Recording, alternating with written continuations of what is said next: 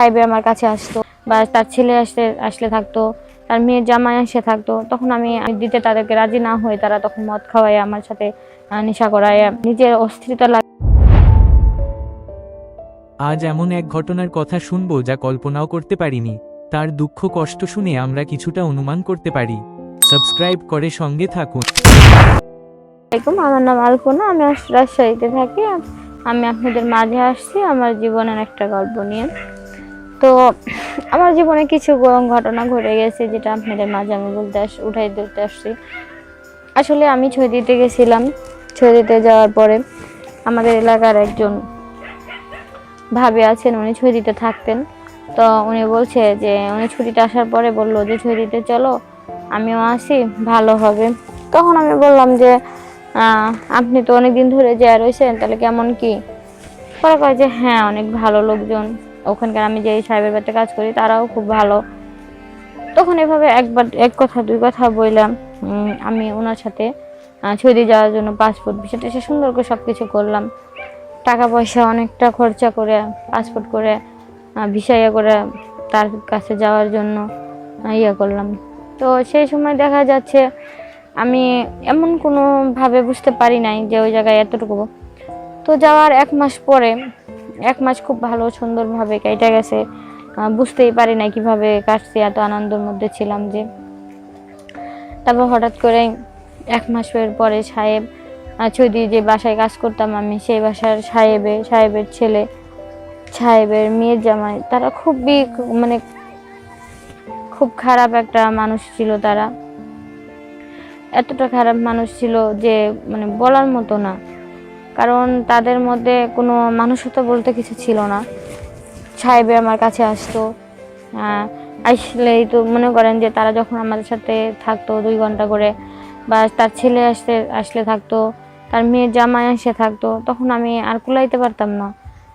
পরে আমি অনেক কান্না করতাম, পরে বলতাম যে আমি চলে যাব, আমি থাকবো না, আমি ভিসা করে আমি চলে যাব পাসপোর্ট করে। মানে এভাবে অনেক অনেক কিছু বলে অনেক কান্নাকাটি করতাম।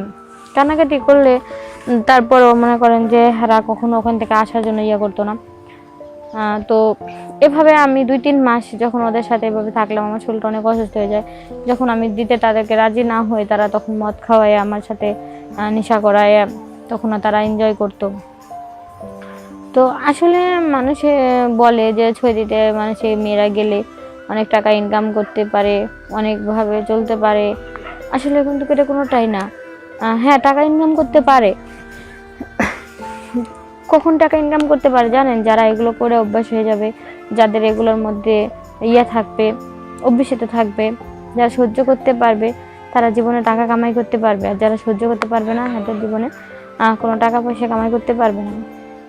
কারণ একটা ছুটিতে যখন একটা মেয়ে যায় 2 বছর 3 বছরের জন্য, তখন সেই মেয়েটা বুঝতে পারে, 2-3 মাস কেটে গেলে সে বুঝতে পারে যে আসলে ওই মেয়েটার জীবনে কি হয়ে যাচ্ছে, ওই মেয়েটার জীবনে আসলে কি হইতাছে, মেয়েটার ভাবনা চিন্তা কি হচ্ছে, মেয়েটার জন্য কি হচ্ছে, নিজের অস্থিরতা লাগে।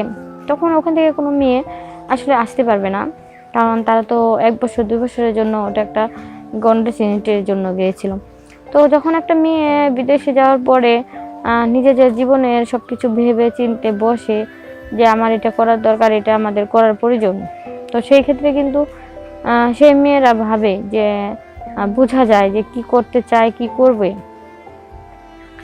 আসলে আমরা বাংলাদেশে থেকে বলি যে বিদেশে খুব ভালো, বিদেশে কোনো সমস্যা হয় না, বিদেশে গেলে মানুষ অনেক টাকা ইনকাম করতে পারে।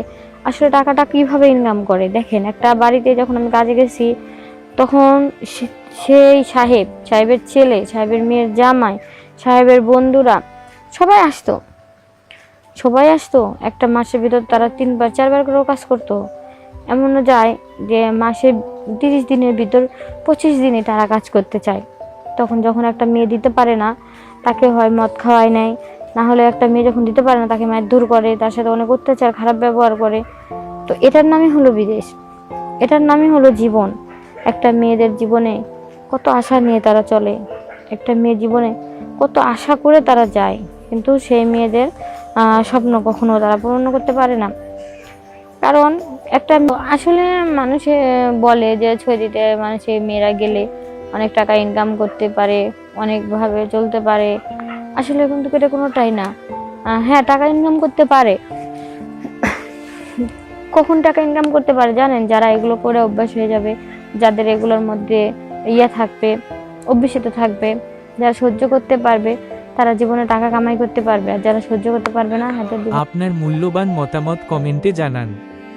ভালো লাগলে এমন আরও ভিডিও পেতে সাবস্ক্রাইব করে পাশে থাকুন।